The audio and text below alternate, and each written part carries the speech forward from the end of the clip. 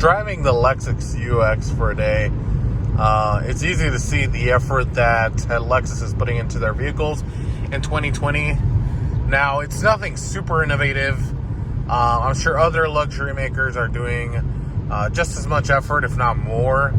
But Lexus and Toyota have always been known for their safe vehicles. And by safe, I don't mean like safety features and keeping people safe. As much as they do that just as well, as seen by some of the technology that I'm seeing in this vehicle, it's freaking amazing. But really, in being safe with what they're using for their vehicles, it's no secret that luxury vehicles are typically a shortcut. Basically, they use a shortcut of a vehicle that already exists in their lineup in the basically the consumer market, more or less, because this Lexus UX is essentially Toyota HCR, with a lot of things changed. Like, for example, in the Lexus, I really like the color coordination with the way that, depending on what mode you have it in, so the Sport has this really sporty view of the speedometer, and it turns everything white and red and like sporty looking. It's kind of strange, but at the same time really cool. But I mean, it's only as sporty as a low horsepower hybrid can get.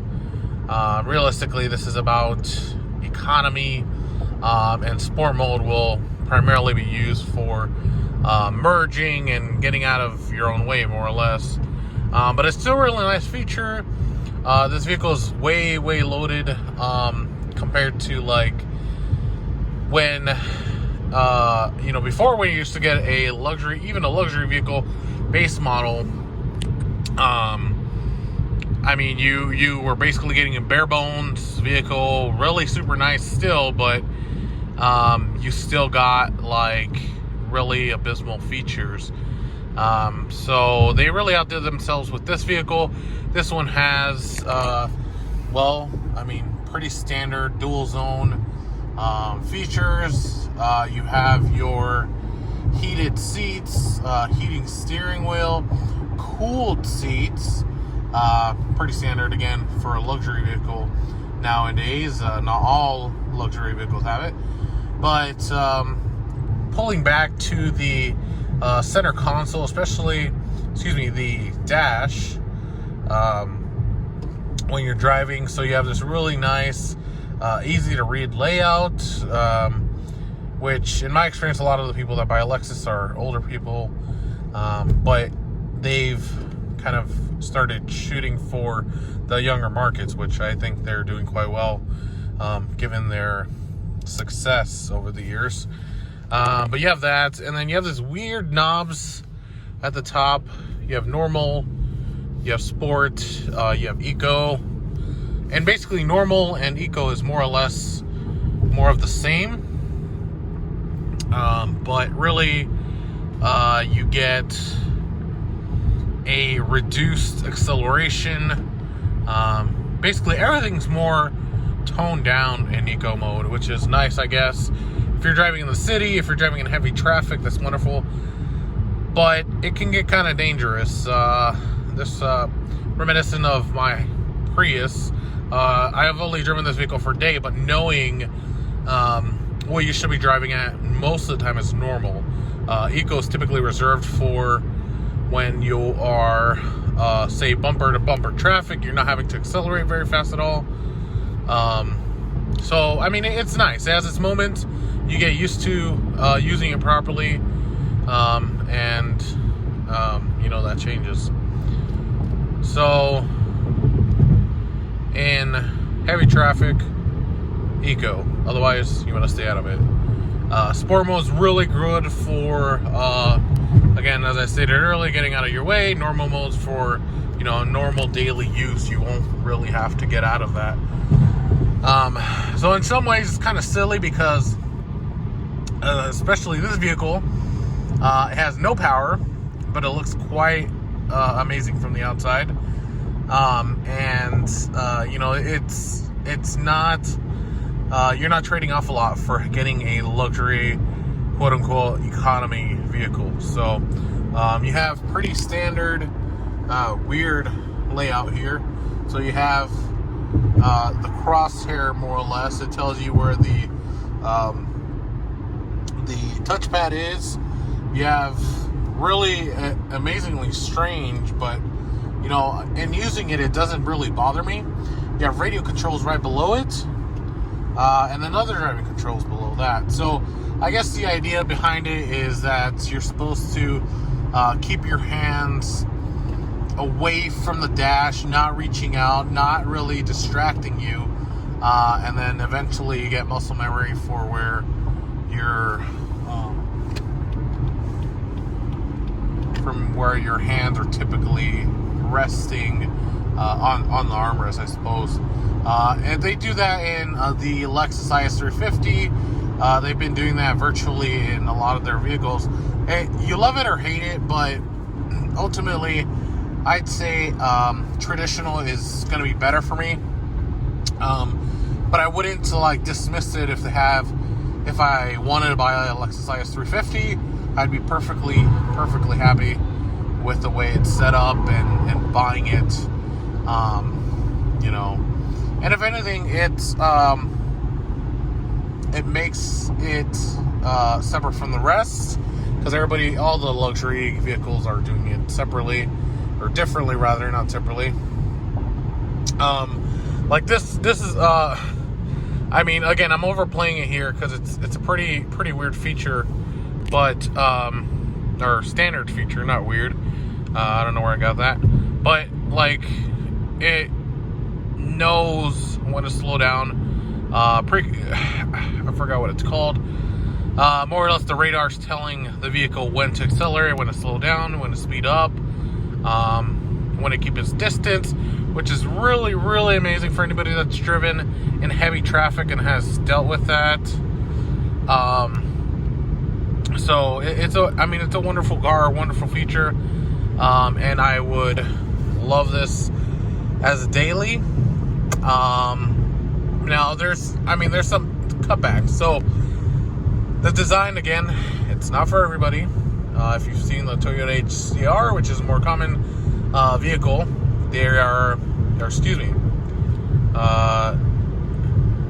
Toyota HCR. They're not, I feel like they're a little too small to be purely functional. It's literally a hatchback that's been raised up a bit. And at that, it's quite small. You know, so if you're a bigger person, bigger family, you might not want it. If you're if you're a small family, single person, don't have long legs, have a narrow torso, that type of stuff, it's gonna be a better vehicle for you. But ultimately, like, I'm comfortable in it. Despite all that being said, I'm a big guy. I'm a tall guy, very tall guy, and I love it. So really, it just depends what your needs are. I do believe you can get it really stripped down by comparison, and you know, ultimately, if you don't mind paying the extra money for all the safety features, if you don't mind paying the extra money to get it loaded, it's totally worth it. You're gonna live with a lot of the features day to day, and you're gonna love it. So a lot of these, it gives you control over the different features that you have, which is amazing to me. I really like that. Yeah, see, it stopped, or slowed down rather, practically stopped, when to realize that there was somebody ahead of me, which is, again, it's a pretty standard feature. I'm not totally used to it because a lot of the vehicles that I drive don't have it, but it's neat. It's innovative. or it was innovative when it started coming out. A lot of the luxury vehicles. So it's crazy to think. I've never been a fan of Tesla just because of the quality control. Complete opposite. According to a lot of consumers, stating that the Tesla is unreliable, and the Tesla is the quality control department obviously kind of was a little relaxed, and then making sure that it was a quality vehicle. So but ultimately, like, the features, the innovative features that Tesla has brought to the game are really amazing, because I could see reducing fatigue. I don't have to brake. I don't have to accelerate. It's great. You determine how far you want to be. Lane center, keep assist. That gets kind of annoying. And this vehicle is done right. It makes sure that you're in the center of your lane, and it keeps you there. So it's great. I would prefer it personally alerting, although again, driving a newer Fusion with it gets kind of annoying after a while. So it might preemptively tell you that, hey, you're getting out of your lane, but in reality you're just slightly edging and riding the line a little bit. Maybe I like to ride the safer line, so whatever vehicle is not, it's just my thing. I would say I ride the line, but I stay closer to the edge that doesn't have a vehicle beside me. That's just a safety measure, in case they merge into me, that type of thing. I've had that happen to me. So pre-collision system, that's what it is called. Wow, I don't know why it took me so long, but the pre-collision system is A+. If you've never had it, you need to have it. If you commute, if you go 5 miles to the supermarket, 5 miles to work, everything's super close to you, you don't travel a lot, then don't waste your money. But if you really like traveling, if you commute a lot, if you practically live in your car, it's a no-brainer.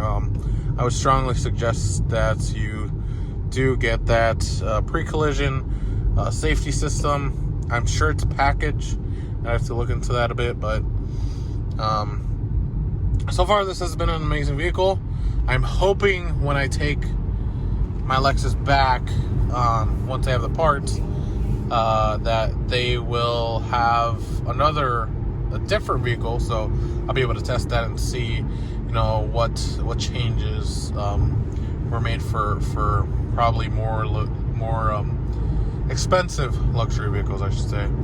But all in all, this is a good car, and I'd say go ahead and buy it.